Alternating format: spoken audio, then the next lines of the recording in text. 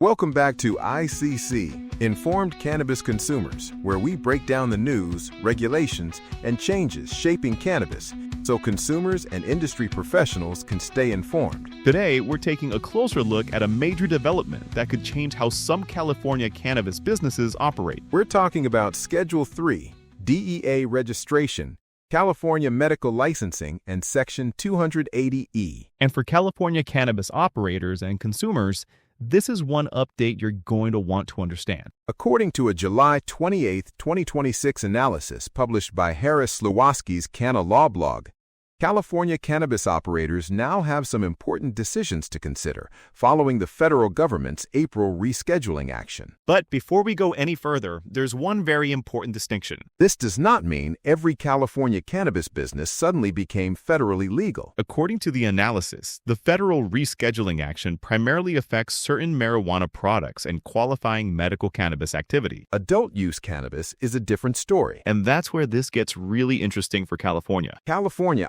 operates both adult use and medicinal cannabis licensing systems. That means operators now have a major question to consider. Do they remain entirely within California's existing cannabis system, or could it make sense for the medical side of their operation to enter the new federal Schedule 3 framework? And if an operator chooses that federal path, there's another agency entering the conversation. The DEA. According to the Canna Law blog analysis, the DEA opened a medicinal marijuana dispensary registration portal following the rescheduling action. There was also a special 60-day application window that ran through June 26, 2026. So what happens if an operator didn't apply by June 26? Did they completely miss their opportunity? According to the article, no. The DEA can still accept applications. However, operators applying after that initial window don't receive the same early applicant provisions described in the federal rules. So the door may still be open, but the process could look different. And that's why operators shouldn't hear Schedule 3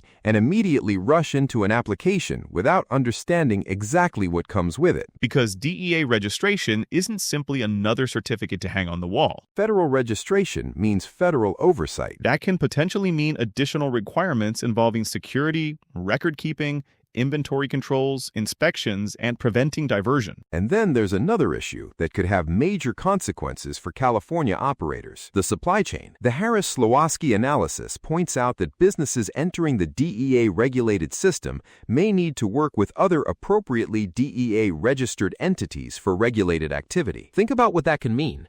A dispensary doesn't operate alone. There's cultivation, manufacturing, distribution, testing, retail, and ultimately the product reaching the medical patient. So, before an operator enters a federally regulated medical system, the question isn't only, can I become DEA registered? It may also be, can my supply chain operate within that same federal framework? That's a much bigger business decision, and California's Department of Cannabis Control comes into the conversation as well. According to the article, California adopted regulatory changes providing licensees with greater flexibility to change between adult use and medicinal designations. The analysis also describes a pathway for separating certain combined adult use and medical retail operations. And that distinction could become extremely important. Imagine a dispensary serving both adult use customers and medical patients. One portion of the business may potentially fall within the Schedule 3 framework. The adult use side may not. And that brings us to something almost every cannabis operator knows very well. Section 280E. For years, 280E has created one of the biggest financial challenges facing legal cannabis business. Because cannabis has historically been treated as a Schedule 1 controlled substance, businesses trafficking in cannabis have generally been prohibited from deducting many of the ordinary business expenses available to companies in other industries. Payroll, administrative expenses, marketing, and many other ordinary operating expenses. That's one reason a cannabis business may appear profitable and still face an enormous federal tax burden. So here's the big question. Does Schedule 3 mean 280E is finally gone? Not necessarily. And this is where operators need to be especially careful. The potential relief discussed in the Harris Slawski analysis concerns qualifying medical cannabis activity that properly falls within the Schedule 3 framework. Adult use cannabis is a different issue. So, California operators shouldn't simply assume that rescheduling means their entire business is automatically free of 280E. And for businesses operating both medical and adult use sales, things could become even more complicated. If the same employees work with both sides of the business, How do you allocate payroll, What about rent, utilities, insurance, security, advertising? and other expenses shared across the operation? Those questions could become incredibly important if one portion of a business receives different federal tax treatment from another. And that's exactly why cannabis operators should be discussing these developments with qualified cannabis attorneys, accountants, and tax professionals before restructuring their businesses. But there's another part of the story that's especially interesting. For years, California's medicinal and adult use cannabis systems have increasingly operated alongside one another. Schedule 3 could potentially make the medical designation strategically important again. A business with a significant medical patient base may look at DEA registration very differently from a dispensary where almost every transaction is adult use. For one operator, additional federal oversight may not be worth the complexity. For another, the potential tax treatment, medical positioning, and future opportunities could make the federal framework worth exploring. And that's really the takeaway from today's ICC Cannabis Update. The question isn't simply, did marijuana move to Schedule 3? California operators should be asking, does my medical activity Qualify? Should I pursue DEA registration? Should I restructure my California licenses? Can my existing supply chain participate? How should I separate medical and adult use activity? And what could all of this mean for my taxes? Those are much bigger questions. And this remains a developing regulatory environment. A Harris-Slowalski article notes that the federal rescheduling order is subject to litigation, and additional guidance from federal and state agencies will continue to be extremely important.